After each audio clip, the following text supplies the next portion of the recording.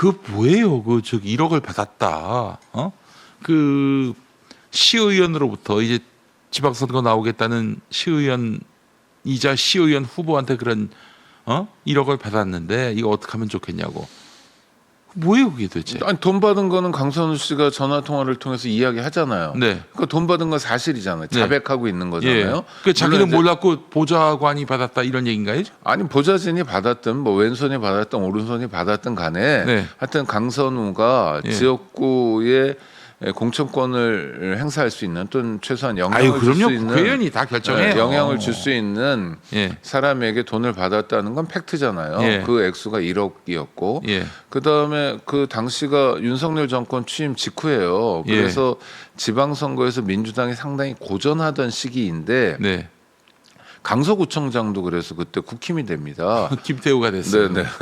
그런데 그래도 뭐 시의원들이나 이럴 때 좀 약간의 여진이 있죠. 완전히 다 지는 건 아니고 뭐 8대2, 9대1 정도로 지는 상황이었지 않습니까? 네네네. 그리고 강서구가 그래도 좋은 지역구였어요. 그럼요. 네네. 민주당 입장에서. 다 국회의원들이 전부 민주당이에요. 세 명이 다 그렇고요. 예. 네. 하여튼 뭐 그런 상황에서 돈을 갖다 바치면 공천으로 가기 좋고 공천으로 가기 좋으면 당선될 가능성도 높으니까 그런 부정한 일이 있었던 것 같고요.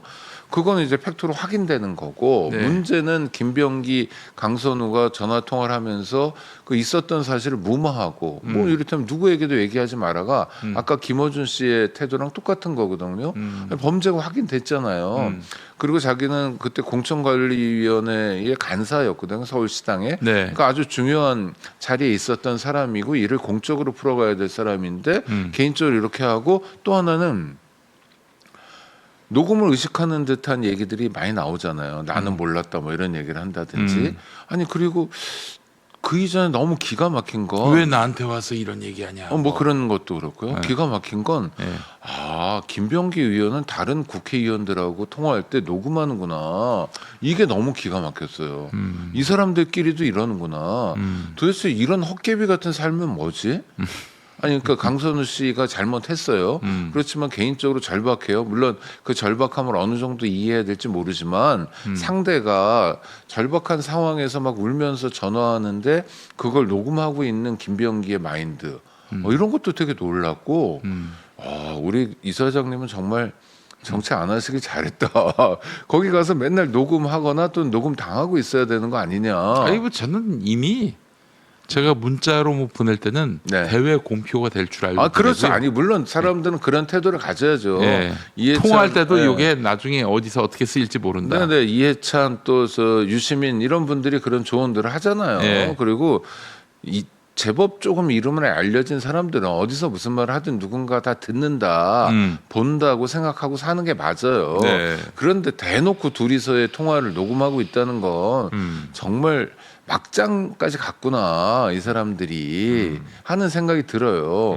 그 사람들이 다른 사람들도 아니라 그러니까 국힘의원들이 그런 다음에 뭐 그런 사람들이니까 싶겠지만 내란 극복과 국민주권 정부의 성공이라는 아주 중요한 역사적 과제를 자임하고 있는 사람들이 그러고 있었다 한쪽 구석에서는. 네. 그게 막 정말 통탄할 노릇이죠. 1억을 받은 것이 확실해 보이고 자기들이 그렇게 네네. 얘기하고 있으니까 이게 돌려줘도 문제 아닙니까? 돌려준다고 문제가 사라지지 않잖아요. 그럼요. 네. 예. 그리고 또 그 사람이 또 공천을 받았어요. 또. 그렇죠. 네, 멀쩡하게 잘 살고 있고. 아니 그 어떻게 공천에서 떨어졌으면 그러니까 그 1억이 1억뿐이었겠냐라는 거죠. 그 전에 공천 받을 때는 돈을 안 줬을까? 뭐 이런 것도 의심해 볼 만한 거죠. 그래서 정청래 대표가 이제 강선우 의원에 대해서 윤리감찰을 지시했다 그러잖아요. 네. 이때 또 언론도 주목하는 게 그런데 왜 김병기는 빼는 거지? 라는 대목이에요. 네. 근데 이거는 뭐 숱한 그 고발 사건들로 지금 바뀌고 있잖아요. 네. 이 사안에 대한 이제 고소 고발들이 진행되고 네. 있는 상황이니까 어차피 경찰이 수사할 텐데 예. 그럼 민주당의 태도는 나는 모르겠다. 경찰 수사가 오면 그거 가지고 심판 받겠다는 태도밖에 안 되는 거예요. 그러니까 민주당은 책임을 져야 될 여당이잖아요.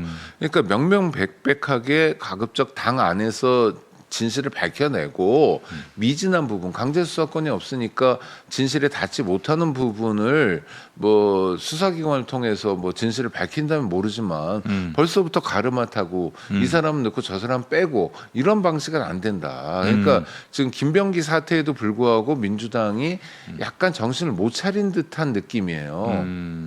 또 하나 김병기 원내대표가 그런 식으로 어제 사퇴하고 보직을 그만뒀지 않습니까? 네. 그럼 김병기 의원 선출한 사람들부터 많은 사람들이 사실은 공동 책임이 있잖아요. 이것에 대해서 반성하는 사람이 있나요 지금요? 내가 잘못했습니다. 뭐 적어도 당원들에게라도 당원 여러분 우리가 판단 잘못했습니다. 죄송합니다. 다시는 오류를 범하지 않도록 정말 열심히 하겠습니다. 라고 한 사람들이 있었나요? 없었잖아요. 네. 그러니까 그러지 않아도 되는 세상. 또 그러는 게 불편한 세상이 돼버렸다는 거예요. 집권한 지 6개월 남짓 이제 7개월째 돼가고 있는데 벌써 이러면 안 됩니다. 위험해요. 김병기 사태 같은 거 두세 번만 더 일어나면 어떤 일이 벌어지냐면 국힘이 되살아납니다. 아. 그 악마 같은 존재들이 예. 힘을 얻게 돼요. 네. 이거 막아야 됩니다. 이거 정말 조심해야 돼요. 근데 김병기는 그걸 왜 녹음을 했고 또 그게 어느 누군가에게 또 넘어간 거 아니에요? 아니, 녹음한 파일들을 쭉 가지고 있고 그걸 보좌진이 보관했던 것 같아요. 그러니까 보좌진이 집단 해고되면서 그걸 가져 나온 거. 근데 이거를 언론에 공표를 했다. 그러면 그걸 연결해 준 사람, MBC에 넘겨준 그 사람도 이거 중대한 범법 아닌가요? 둘 사이에 녹음한 거는 김병기는 도청은 아니거든요. 그러니까 김병기가 녹음한 건 맞아요. 네네, 그건 그거는 뭐, 문제가 없지. 근데 네. 이거를 그 김병기하고 강선우의 대화를 녹음을 해서 이걸 MBC 기자에게 보좌진도 넘겨준. 법률적으로 문제가 되네요. 그런데 네. 이때 이제 살펴볼 게 이제 공익성 이런 측면에서 예. 언론에 제보한 것이 국가형벌권을 동원해서 처벌할 만한 행위냐는 약간의 물음표는 있어요. 그러니까 불법성은 존재하고 네. 그러나 불법성을 상쇄할 만한 공익성이 있으면 또 이해가 될 측면이 있기 때문에 그래요. 네네. 그래서 요건 약간 좀 다툼의 여지가 있습니다. 또 하나는 MBC가 제보자가 이제 뭐 6명 중에 1명일 거 아닙니까? 예. 제보자를 안 밝힐 것 같아요, 그렇죠? 네. 왜냐하면 취재원 보호라는 또 윤리 측면, 취재 윤리 측면이 있고 언론의 자유와 이게 함께 가기 때문에 불법성은 존재하나 실제로 불법이라고 심판대에 올리기는 만만치 않은 일일 것 같다. 김병기 전 원내대표는 왜 그걸 녹음했을까요? 그러니까 녹음한 의도를 저는 그러고 사는 것 같아요. 일상이 그런 것 같아요. 일상이. 네네. 그러니까 이분만 그러나 아니면 다른 의원들도 그러냐 좀 뭐 많으면 묻고 싶은데 이분은 일단 국정원에서 오랫동안 생활했던 분이잖아요. 예. 그게 몸에 밴 거 아닌가 싶고 민주당이 여러 가지 이제 민주당에 대한 정의가 있습니다. 네. 민주화 운동을 했던 사람들이 중심이 된 당이다. 뭐 여러 가지가 있는데 예. 사실 국정원 직원을 오랫동안 했던 사람이 민주당에서 3선 의원이나 하고 또 원내대표까지 한다는 건 좀 이례적인 이에요. 사실은 인적 구성으로 볼 때는. 그래서 민주당이 좀 중심을 놓치고 있는 거 아닌가. 뭔가 민주당이 좀 뭔가 엇나가고 있는 거 아닌가라는 위험 신호가 될 수도 있습니다. 지금 사태가.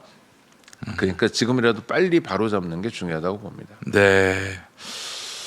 힘 있는 의원이 된 것 같아요. 김병기 씨가.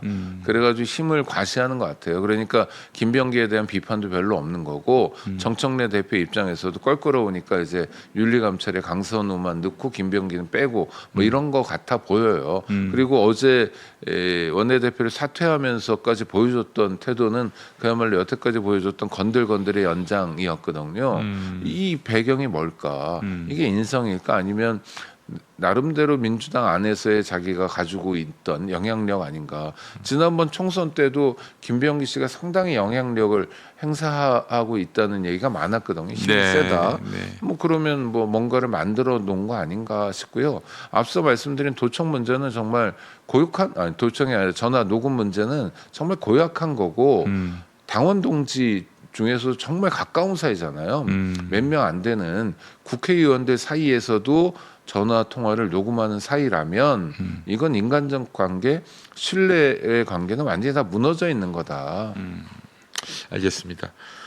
강선호 의원은 왜 울었을까요? 저는 그게 참 이해가 안 돼요. 아니, 자기 정치 생명 끝나게 되니까 우는 거죠. 뭐 기자회견을 하겠다고 했으니까 예. 기자회견을 해서 뭐 돈 줬던 거. 그러니까 전 1억만이 아니라고 생각하거든요. 그 김경시 예, 의원 그 예, 사람이 그렇죠. 기자회견한다고 하니까 네네네, 그렇죠. 그 자기 그러니까 공천 안 줄 것 같으니까 아니요. 그때는 지방선거 때인데 예. 그때 그런 게 불거지면 예. 뭐 당연히 정치자금법 위반부터 여러 가지 범죄를 저지른 게 백일화에 드러나는 거잖아요. 예. 그럼 정치 생명 끝나게 되는 거죠. 또 형사처벌도 받게 되죠. 그러면 자기로서 인생이 끝난다고 생각할 거 아닙니까? 네. 그러니까 뭐 잘박한 거죠.